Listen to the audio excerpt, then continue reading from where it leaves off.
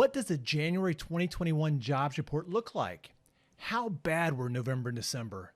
Today, we're going to deep dive into the numbers and see what they mean. It's time to trust but verify, and we are starting right now.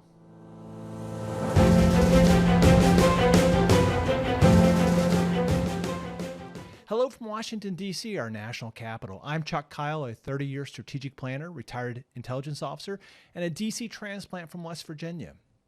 Two of the keys to maintaining the White House in 2024 is the long-term and short-term economies.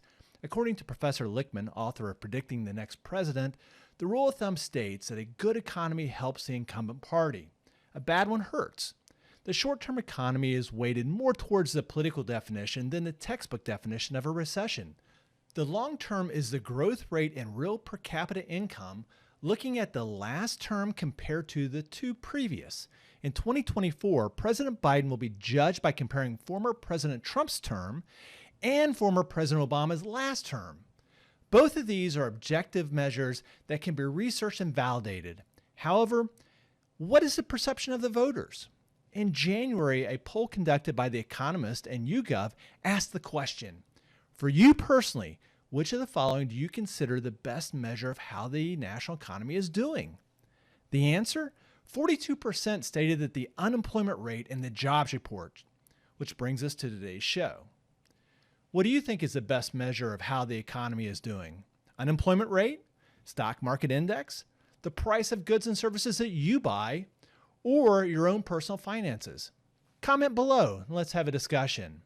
This morning, the Bureau of Labor Statistics released the February jobs report. Today, we have Dr. Dana Stryk, former professor of economics at George Washington University, to help us analyze the report and the employment situation. Good morning and welcome back to the show. Thank you. Very happy to be here. So what's the news from the Labor Department?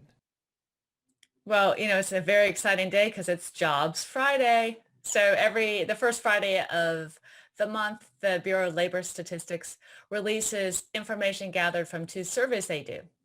And the headline things are always how many people are unemployed and what's employment looking like. And so they released their information for the month of January, and they said the unemployment rate in the United States was 6.3%. And the non-farm private payroll, so number of jobs that are in the private sector but not on a farm, went up slightly by 50,000 jobs to about 120 million people. In December, we heard that the unemployment rate was 6.7% and now 6.3%. However, there was a revision in November and December, and we lost jobs. Are the numbers telling us the correct story? Well, there are a couple of things, or actually three things you need to know about the unemployment rate and some labor market data. And the first is that the unemployment rate is an estimate. It comes from a survey, household survey, that's conducted once a month of 30,000 households. And so it's an estimate, just like when the political polling that you love to look at, we know that it would say, President Biden, do you think he's doing a good job?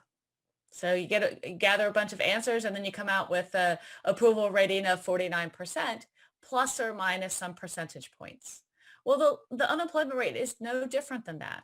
So that's the first thing. So it's an estimate, and there's a measurement error.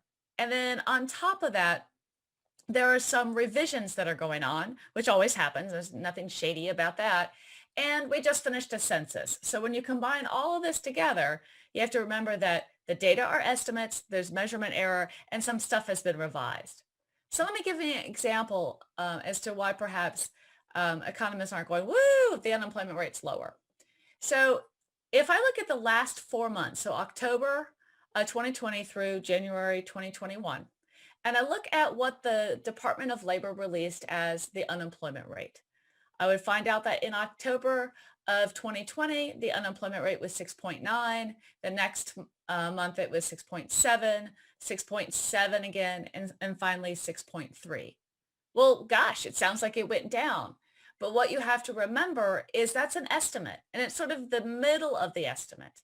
And the unemployment rate in October, reported as 6.9, is somewhere between 6.7 and 7.1.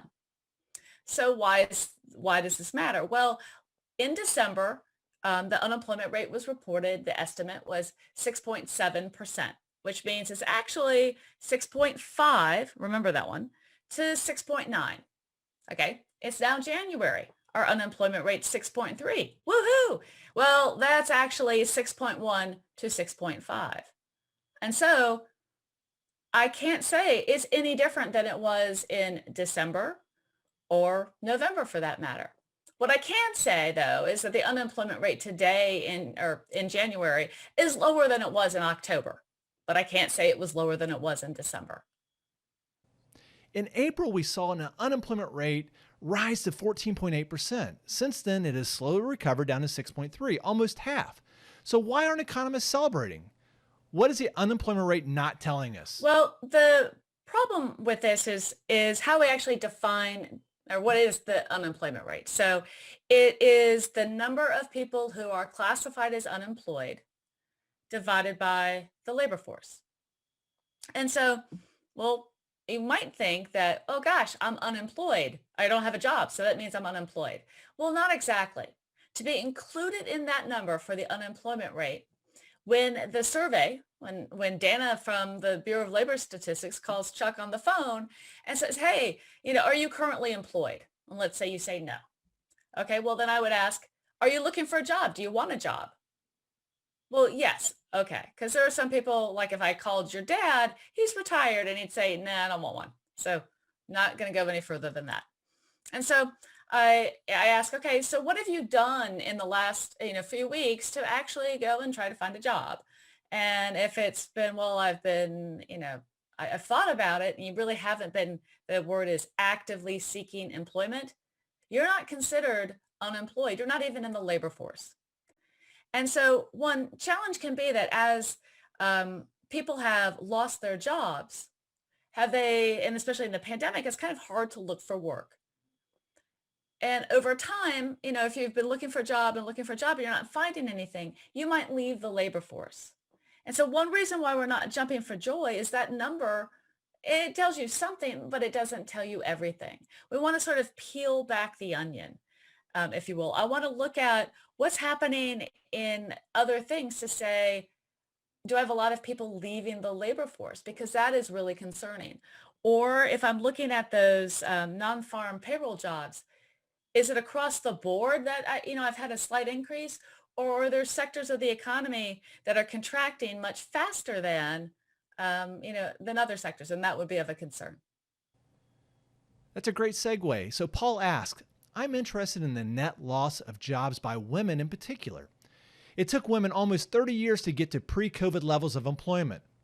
My thoughts are that it takes at least 10 years to get back to that level. So what do you think?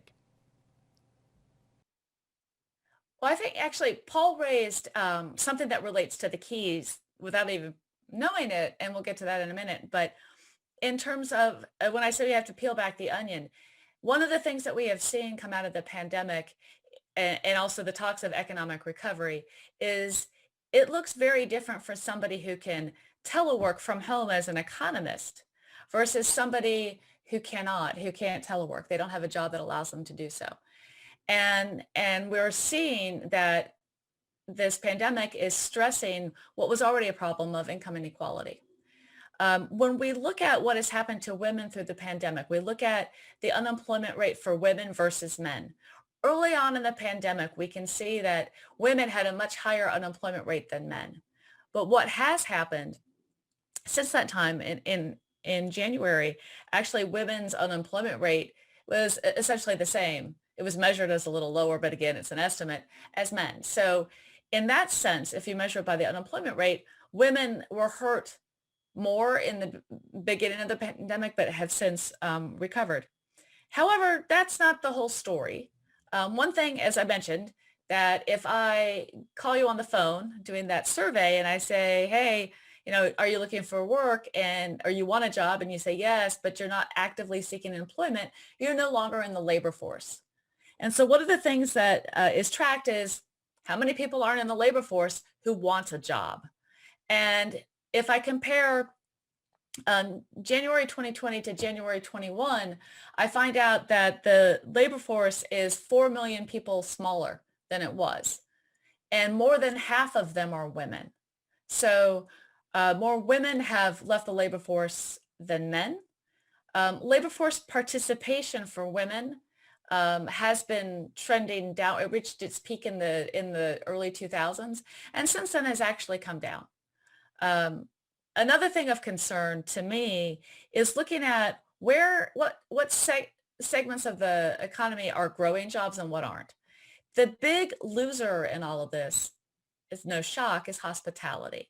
As we were talking about earlier in the morning, is 1 in 4 hospitality and leisure and hospitality jobs have been lost in the last year.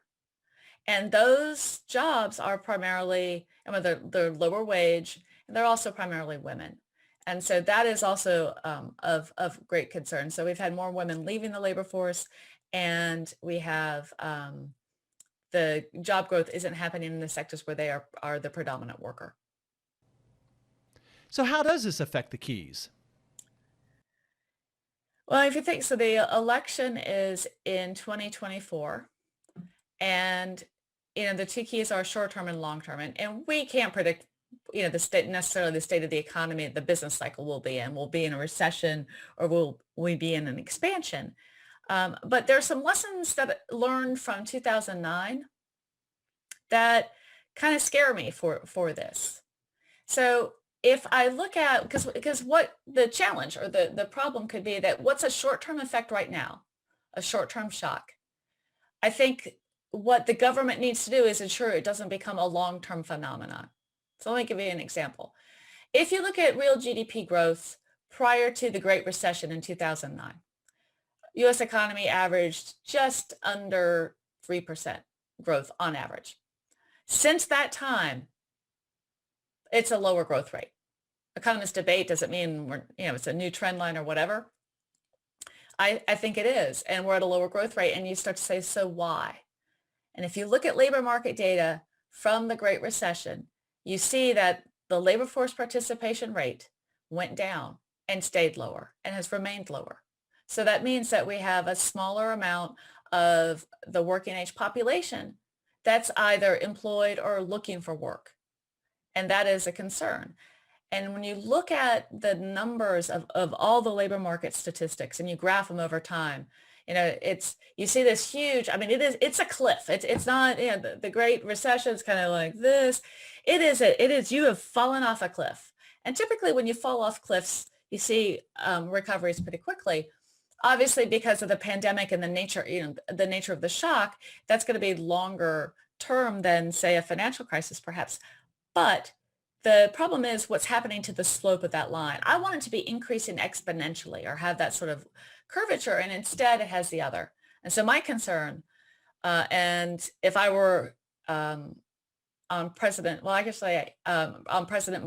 economic team, I would say we need to find a way to keep these job losses from becoming permanent. We need to find a way to keep people attached to the labor force. So how do you think this affects the keys? Do you see this affecting the long-term economy or the short-term economy? If so, let me know in the comments below. Well, Dana, once again, thank you for your time and for educating us. Next time, let's talk about that 1.9 trillion stimulus bill. If you have any questions for Dr. Dana Stryk, put them in the comments. She'd love to answer them.